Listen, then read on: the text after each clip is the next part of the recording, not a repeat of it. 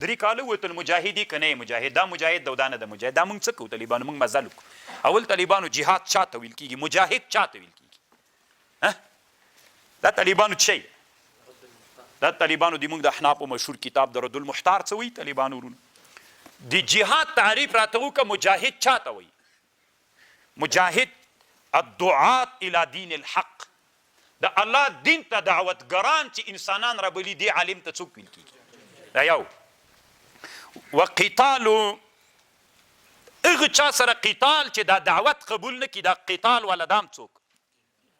وعرفه ابن كمال بأنه بذل الوسع في قتال في سبيل الله مباشرة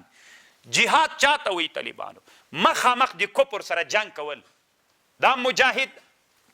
او معاونتا بمالین چې چا لچا سره څوک کړی وي اعانت په مال باندې کړی پیسې درکولې دام څوک دا مجاهد او رأی دا معنی طالبانو مشورې درکولې داسې وکوي داسې وکوي داسې وکوي داسې وکوي عملیات داسې دام څوک ده دا مجاهد ده او تکفیر سوادهم یا د مسلمانانو ډله چې چا څوک کوله کله به چې ته شهید وې د تا جنازې ته به چې څومره انسانان راتلل چې دښمن ته وښیي چې موږ څومره ډېر یو دام څوک ول دا مجاهدین ول او طالبانو او غیر ذلك د دور المختار متن د شامی وی او غیر ذلك مداوات الجرحى وتهیه المطاعم والمشارب اوس طالبانو 3 کاله 4 کاله پوره کیږي افغانستان کې دا مجاهد ده او دا مجاهد نه ده څوک مجاهد ده راته ووایه څوک مجاهد ده طالبانو شامی ده شامی رحمه الله وی چې چا مخامخ له کفر سر سنگر کې پروت دام څوک ده دا مجاهد ده چا چې تجارانو مال ورکړی پیسې ورکړي دام څوک دي دا مجاهدین دي چا چې مشوره ورکړي دام څوک ده دا مجاهد ده چا چې جنازې ته راغلی او د مسلمانانو ډلې تکثیر کړي دام څوک ده دا مجاهد ده او چې چا د مجاهدینو تفکر کې ډوډۍ ورکوله خوراک چې کاکي ورته برابرو دام څوک ده دا مجاهد ده هغه ډاکټرانو چې د مونږ زخمیان تداوي کړي دي دام څوک دي دا مجاهدین دي نن د طالبانو موږ په ټول باب کې څوک کوو انحصار کوو په علم کې انحصار کوو که نه کوو دا نه د موږ علم فرض دا دین دا نور علوم دین طالبانو چې په پښو درېږي په چا درېږي په علوم عصریه باندې درېږي دین چې مترقي کېږي په چا مترقي کېږي په علوم عصریه مترقي کېږي دین ښه زده که خو چې اقتصاد د کمزوری وي غلام کېږي خو سوال به کوې سوالګر درنه جوړېږي ته اوس ماته ووایه انحصار په علم کې کوو انحصار جهاد ته نه هغه چاته وایي چې څوک یې کړی دا طالبانو شامي د رد المحتار د ښکاري درته که نه څوک مجاهد سو هر هغه افغانی چې 13 کلن جهاد کې مجاهدینو ته اوبه ورکړي ډوډۍ ورکړې هغه ډاکټران چې مریضان یې تداوي کړي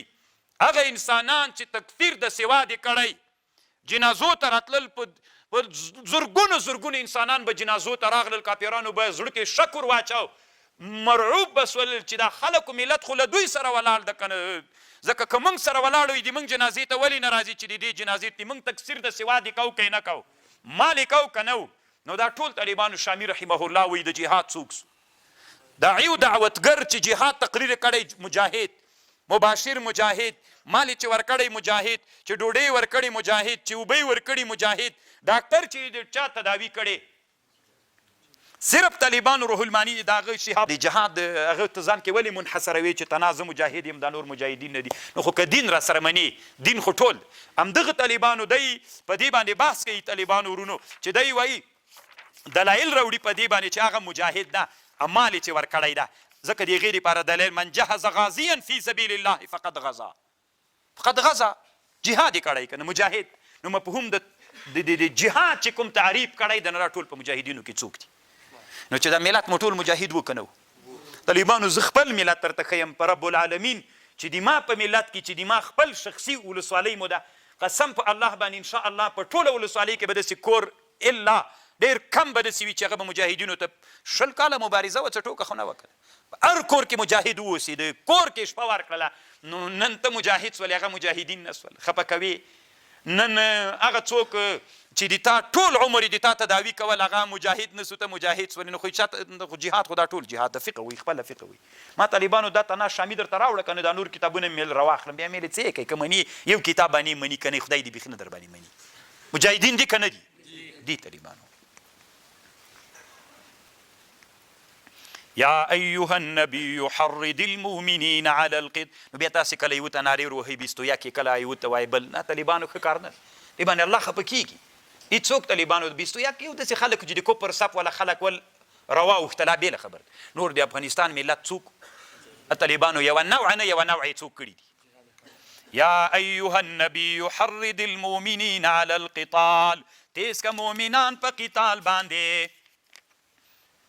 ایکم منکم کچرته ول تاسې نه 20 صابرون یغلبون 200 وإيكم منكم 100 يغلبون 1000 من الذين كفروا بأنهم قوم لا يفقهون الآن خفف الله أول کې طالبانو یو